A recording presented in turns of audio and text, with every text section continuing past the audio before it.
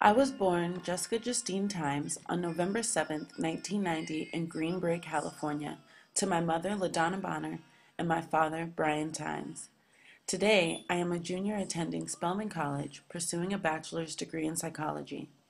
I have lived a little over 21 years, and within that time, I have faced a plethora of life events that have shaped me into the person I am today. I would personally describe myself as extremely empathetic, having a strong work ethic and internal locus of control, and clear regarding my morals and fundamental ideas about life. However, I could also describe myself as an introvert, more type B personality, and more recently as slightly lonely. From a young age, I can remember always being very in tune with other people's emotions.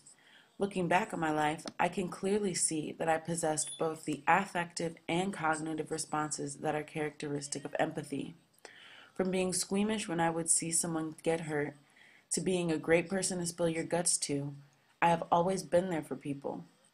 In my later years of life, my empathy became more like a finely tuned ability. I can pick up on people's moods, and I can definitely put myself in other people's shoes. Even when I strongly disagree with a person's actions or even their beliefs, I have a keen way of coming to understand their unique perspective of the world.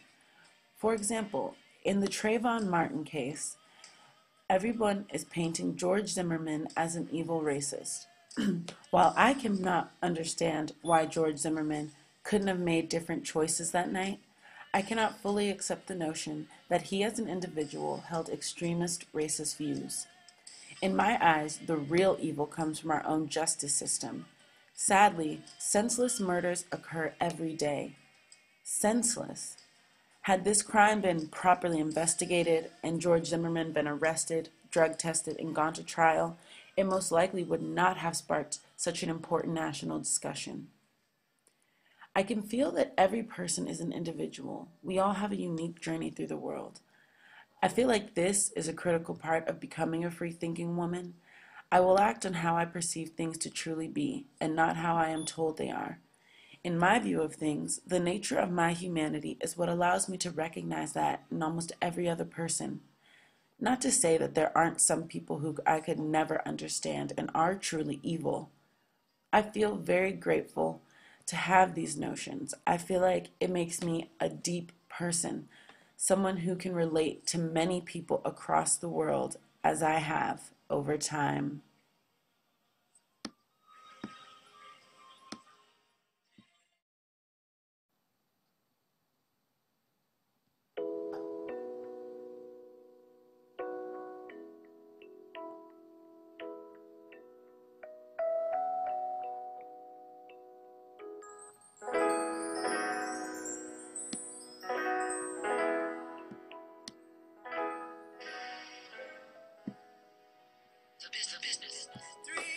Another aspect of my nature, which I feel has defined me over my lifetime, is my work ethic and internal locus of control.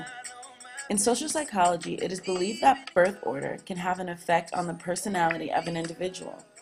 In my case, I think it definitely did have an effect because of the various things I was expected to do because I was the oldest. I have a good-sized family, which includes my dad and his 5 kids, me, Jasmine, Adrena, Bettine, and Devana, as well as my mom and her 3 kids, which include me and my sister Jasmine, and my younger brother Steven. Both of my parents are pretty laid back, but I was expected to act as a role model for my younger siblings. I was also the only child who was very quick to oblige a request from my parents. My other siblings would just complain or moan if they were asked to do anything domestic, but I, on the other hand, would just do it, and I would do it well. I think that pattern helped me develop very good work skills over time. I had my first job at the age of 14, right before I turned 15, at a Burger King in my hometown. From that moment on, I have always been employed or a full-time student, normally both.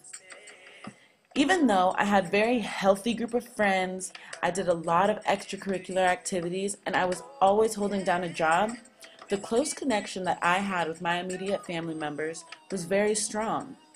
I believe that because my mother was so warm and also a very constant source of love, protection, and security, I developed a secure attachment style regarding my relationships with others. Over my life, I have been very lucky to have the close relationships that I do. Granted, I do not become close with everyone I meet, but I have a keen sense for the people who I should really keep close to me, and I make sure to do that.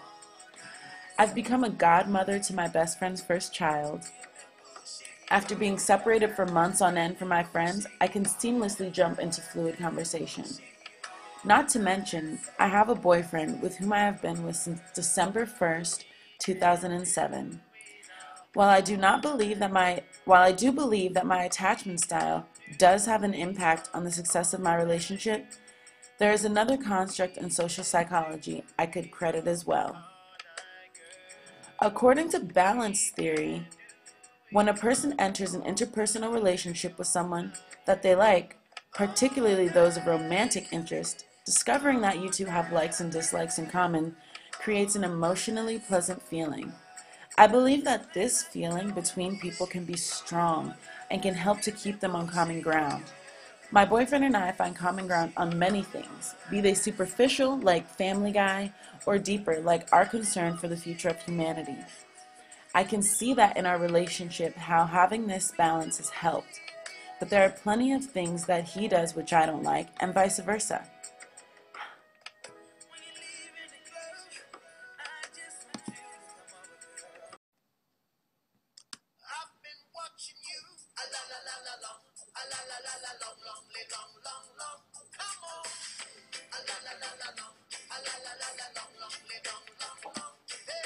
However, according to Sternberg's triangular model of love, there are three basic components that create the ultimate love, consummate love.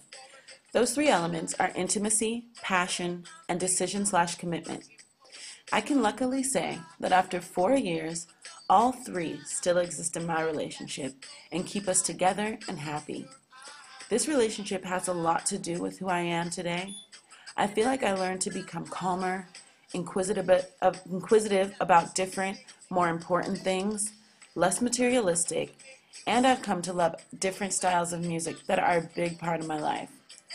There's so much I could say about our love, but I will leave it at that. I believe I have been socialized into a pretty decent human being. I am hardworking, empathetic, and care deeply about those who I love. However, I'm not a very outgoing or outspoken anymore. There was a time in my life when those words would be some of the best to describe me, but those days have passed. I am more type B personality now. I tend to remain calmer and try to only compete with myself. I like the word introverted to describe me. I value the time I get to spend alone with my own thoughts very much. I feel free to make my own evaluations of things without social pressure. However, in a society that overly values the extrovert and the social butterfly, it tends to overlook people like me. So sometimes I have to become assertive just to get my ideas, which are valuable, across to the people who want to speak louder than me. But most of the time, I'd rather not, and this can make for a kind of lonely situation. The college years are supposed to be filled with friends or even just many acquaintances, but for me, that's not the case. However, I never really let that get me down. I have some great relationships with people around the world. There are a plethora of people who I know love me. And there's no way to really pin down a person's true essence, but I hope through this narrative that you've been able to get a glimpse of mine.